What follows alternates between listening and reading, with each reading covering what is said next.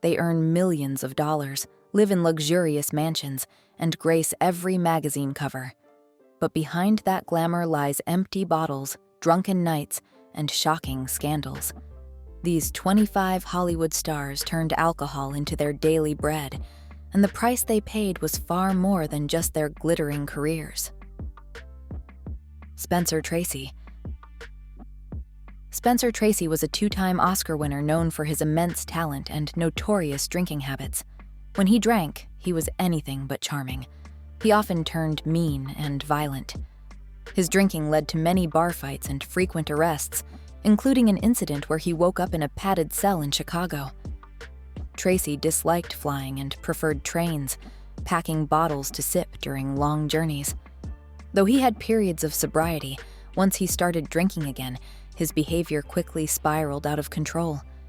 He would lock himself in hotel rooms for weeks, drinking continuously and rarely leaving his bathtub. His drinking reached such extremes that Fox Film Corporation issued an ultimatum: quit or be fired. Tracy defied them by walking out, and Fox fired him. MGM picked him up and set up a Tracy squad to handle his crises. Errol Flynn.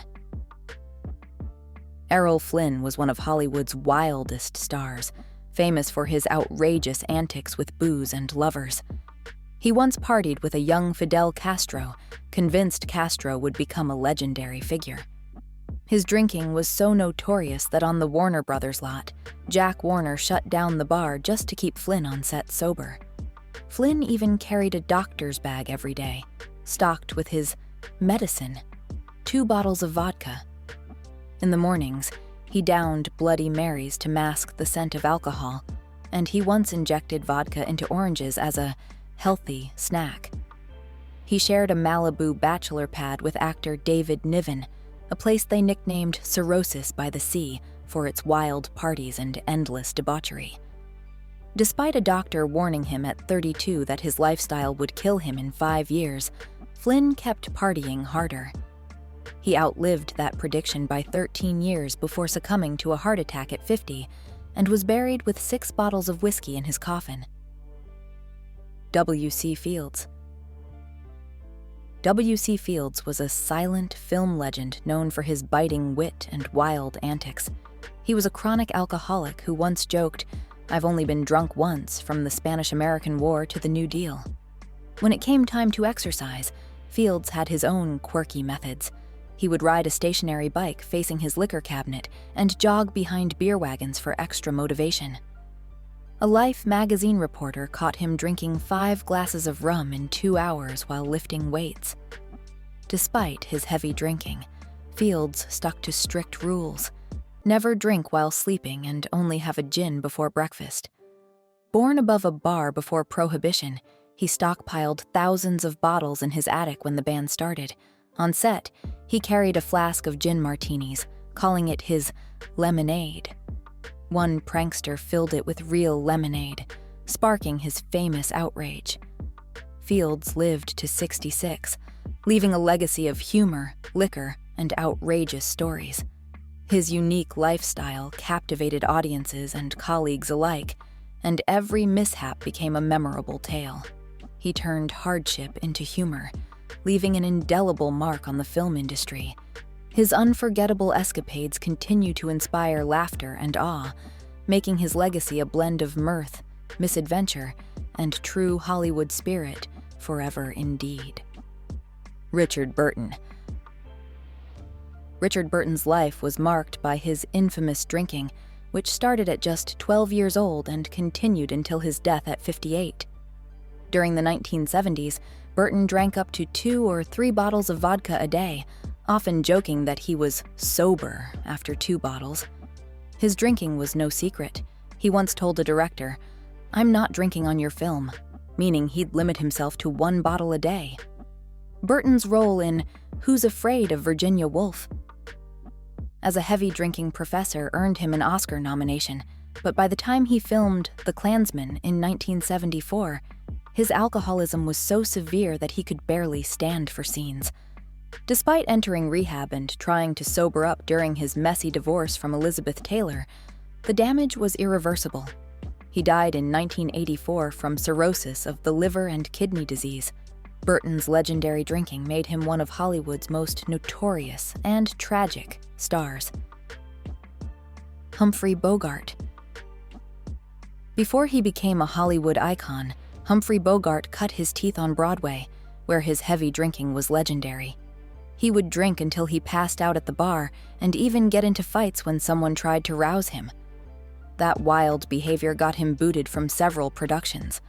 But Bogart didn't let that stop him. He eventually moved to Hollywood, where his drinking continued unabated. He took up residence at the Garden of Allah, a famous hangout known for its wild residents and a 24-hour lounge that kept the party going even when other bars closed. Bogart's drinking circle included big names like director John Huston, his beloved Lauren Bacall, and even Frank Sinatra. He was a founding force behind the original Rat Pack, a group of famous friends known for their hard drinking escapades. Despite his reputation, Bogart once claimed his only attempt to quit drinking was the worst afternoon of my life. What dark secrets lie behind Humphrey Bogart's journey from a Broadway troublemaker to Hollywood's legendary bad boy? Share your thoughts below on how alcohol shaped the legacy of this iconic star. Was it his biggest demon or the fuel that made him unforgettable? Paul Lynde. Paul Lynde, known as Uncle Arthur on Bewitched and the witty Center Square on Hollywood Squares, was much more than a TV icon.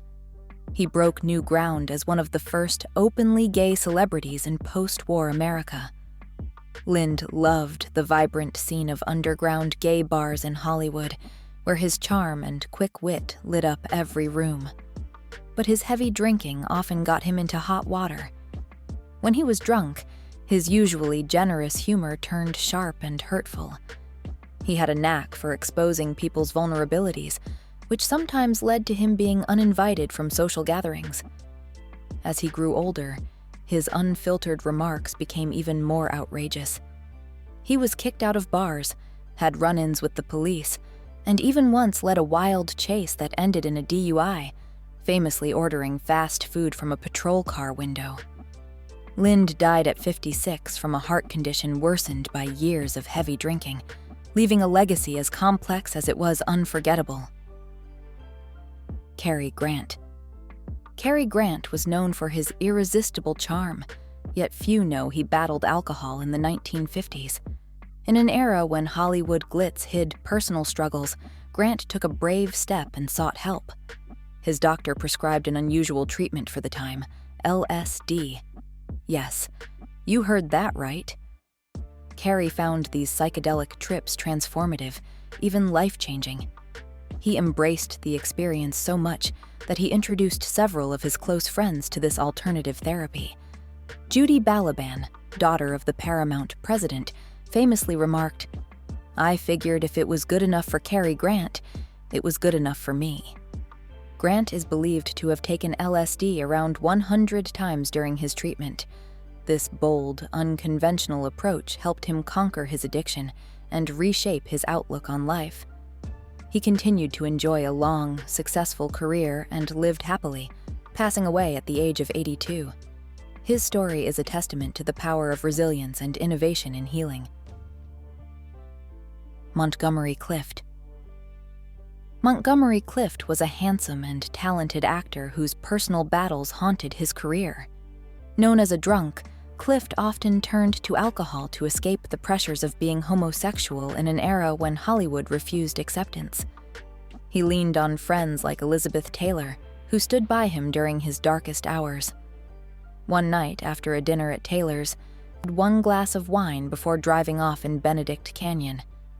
The crash shattered his once beautiful face, a face that had captivated audiences. His acting teacher, Robert Lewis, once called his self-destruction the longest suicide in Hollywood history.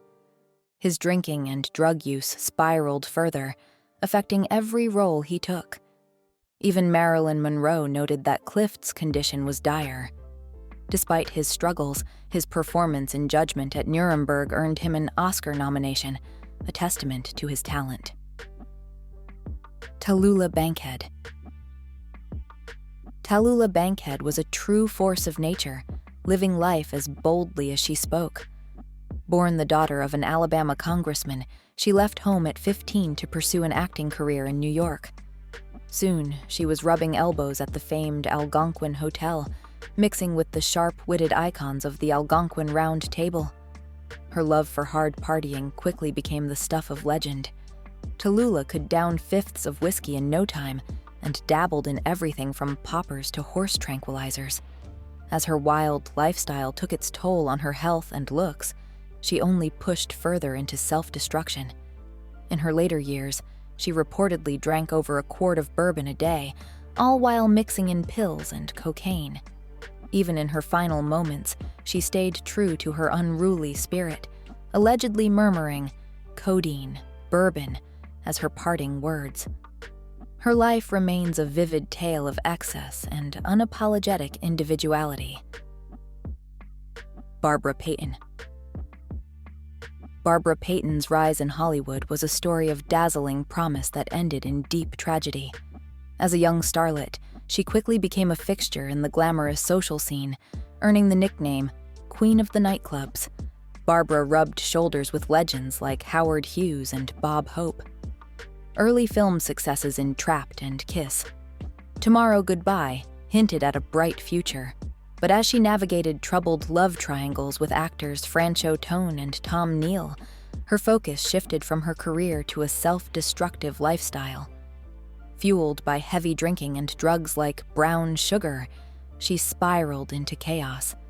Eventually, the once radiant star found herself living in a Skid Row apartment, a shadow of her former self. In her candid memoir, I Am Not Ashamed, she confessed her struggles with addiction. Tragically, she passed away at 39 from alcohol-induced heart and kidney disease, a stark and unforgettable reminder of fame's perils. Because YouTube will prioritize interactive videos, please comment OK if you find this video interesting. Thank you. Clara Bow.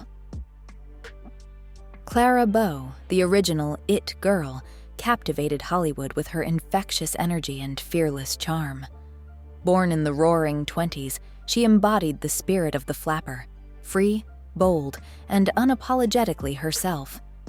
Many outrageous stories swirled around her, some true and some blown out of proportion by jealous rivals and scandal-hungry press. One famous tale tells of her wild entrance at a Paramount party, where an already tipsy beau boldly French-kissed a newly appointed judge right in front of his wife, leaving everyone in shock. She loved to party and break all the rules, frequenting bars and lighting up every room she entered. Despite the wild rumors, her genuine talent and magnetic presence shone through on screen. Clara Bow's daring lifestyle not only defined an era, but also paved the way for future generations of free-spirited stars, making her an enduring icon of Hollywood glamour and rebellion. Orson Welles. Orson Welles had a complicated relationship with alcohol that started in his youth. His father was an irresponsible drunk who wasted the family fortune. Young Orson distanced himself, hoping his father would quit, but the man never did, and eventually died from alcoholism. That loss filled Orson with guilt that pushed him further into heavy drinking. While working in Rome on black magic, Welles discovered the Negroni, a cocktail little known at the time. He sent an enthusiastic note to an American paper saying, "The bitters are good for your liver, the gin is bad for it. They balance each other out." That quirky remark turned the drink into a hit in U.S. bars.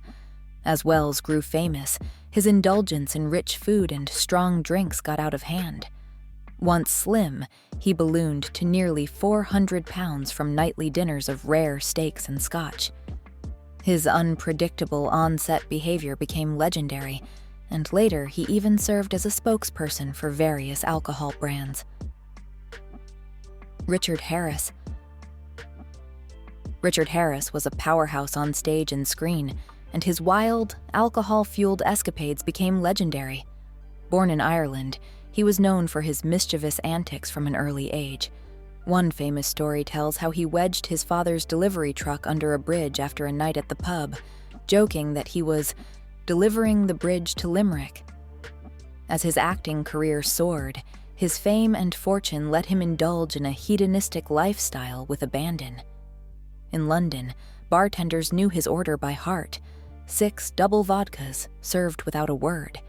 On one wild bender, he was found lying in the street, claiming he was waiting for his house to pass by. Despite his wild behavior, Harris poured his passion into captivating roles in films like This Sporting Life and A Man Called Horse.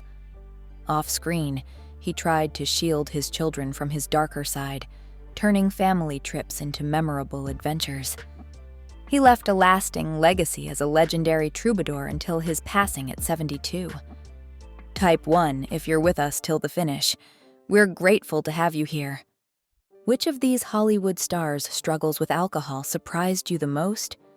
Share your thoughts in the comments below, and if you enjoyed this video, make sure to like, subscribe, and watch the next video.